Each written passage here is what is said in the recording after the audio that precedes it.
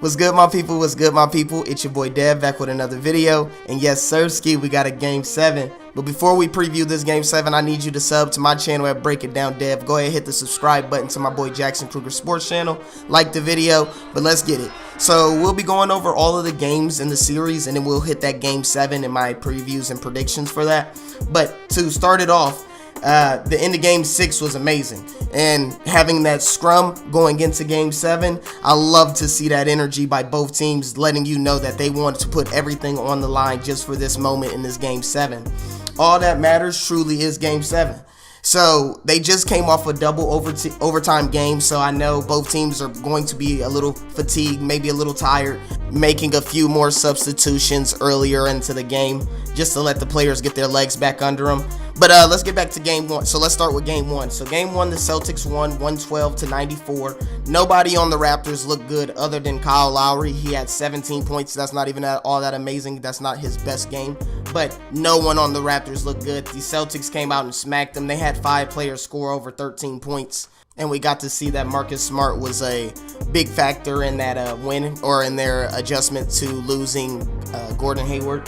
Game 2, the Celtics won again, 102-99. It was a big game from Jason Tatum. He scored 34. The Raptors played a lot better, having 5 players score over 16 points. Fred had 19. Pascal had 17. But the Raptors just didn't have anything to slow down Jason Tatum, throwing every different type of defense at him and leaving other players open where Kemba Walker could take over and Jaylen Brown could knock down shots to give him that 3-point victory. In Game 3, the Raptors came out with a narrow victory, 104-103. OG hit that 3-point buzzer beater that really sparked the Raptors back into the series and gave them life. You could tell, that whole fourth quarter, everyone thought that the Celtics were going to win.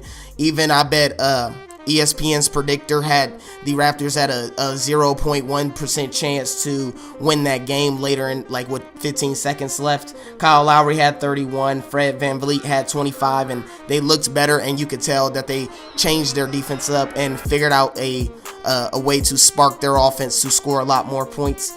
Game 4, the Raptors won again, 100-93. Their defense really locked in this game. Marcus Smart only had 8 points. Jaylen Brown had 14 points, while Pascal was scoring 23. Serge Ibaka off the bench had a very nice game, knocking down easy jump shots, pick and pop jump shots, finishing with 18 points. Fred had 17, so he was feeling it again, and Fred is a big part in the series. If he doesn't play well, then the Raptors won't play well. Game 5, the Celtics won 111-89. The Raptors only scored 11 points in the first quarter, and after that, the game was over. You could tell Jaylen Brown finished with 27. Pascal only had 10 points. Kyle Lowry only had 10 points, so it was really over from that. They got to figure out a few other lineups, throw Matt Thomas in, throw Boucher, I think that's his name, in, and just to get them running, just to see if they could find something out to figure out that defense. Game 6, the Raptors just won. That was the game last night. The Raptors won 125 to the Celtics 122. That was the 2 overtime games. Kyle Lowry had 33 points in this game. He knocked down 3 big 3-pointers in that fourth quarter, really propelling them to get to that overtime where they could keep the game close and find a way to sneak a win out. He played both overtimes with 5 fouls, and the Celtics were going after him, trying to get the hot man for the Raptors off the court in Kyle Lowry to get him to commit a silly foul or a careless reach in or something like that to get him out the game, but they couldn't get him to commit that turnover or that mistake on the defensive side. He's 3-0 in Game 7s, so that means he's going to come out and ball. I would assume, I would expect. I know a majority of those games, or all of those games, were with Kawhi, but he's showing in this year's playoffs that he's not a Robin, and he needs a Batman to carry him to the finals or carry him through the playoffs. But let's get into my prediction. So before the series started, I had a playoff preview on this channel for the Celtics and Raptors, and I had the Raptors winning in 7. And after watching this series, a lot of people and a lot of the media is having the Celtics win this series.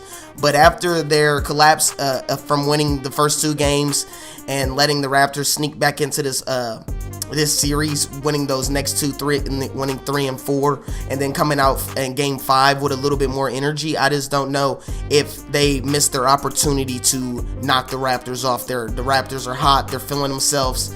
They're the defending champions, so they know what it takes. Kyle Lowry is dominating. If Fred VanVleet can have an alright game, I see them coming out with this victory. Pascal has to show out. I know that Jason Tatum is going to cook in this game. Last game he really didn't he didn't have the best game. I know he's been averaging more than 20 points in this series, but we need him to have a dominant 30-point game. Kyle Lowry is going to have a good game for the Celtics as well. Let me know if you think I'm wrong. Let me know if you think the Celtics will win, but I do have the Raptors winning this game in a defensive battle. I think the Raptors will be able to pull it out. Let me know if you think I'm wrong. Tell me in the comments if you got the Celtics. Tell me in the comments if you got the Raptors in a blowout or in a tight victory.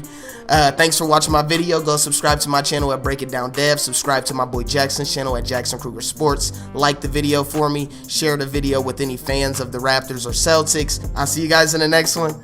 Stay easy.